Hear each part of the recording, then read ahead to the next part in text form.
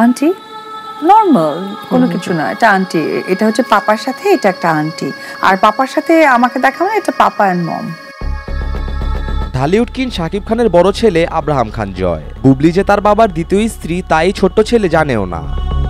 জয় দেশের বাইরে শিফট হয়ে যাচ্ছে পড়াশোনার জন্য, সেখানে কি অপু বিশ্বাসও শিফট হওয়ার সম্ভাবনা আছে কিনা, তাদের বাবার সাথে দেখলে তার প্রতিক্রিয়া কি হয়?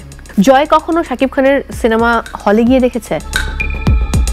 এই ছোট্ট ছেলের হয়ে অপু বিশ্বাসের কাছে একটি কঠিন প্রশ্নের জবাব চায় উপস্থাপক। উপস্থাপক অপুকে প্রশ্ন করে, শাকিবের পাশে বুবলিকে দেখলে জয় তখন কি করে?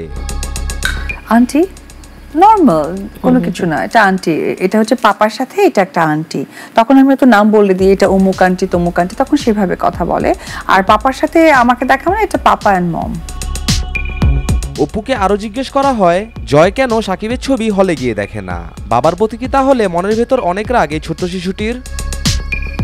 না, হলে গিয়ে দেখেনি, তবে মানে বাসায় যখন কোনো গান টান বা নতুন সিনেমাগুলো রিলিজ হয়, যখন প্রমোশনগুলো, সে অল টাইম দেখে। জয়কে বিদেশে পড়ালেখার জন্য পাঠানো হবে।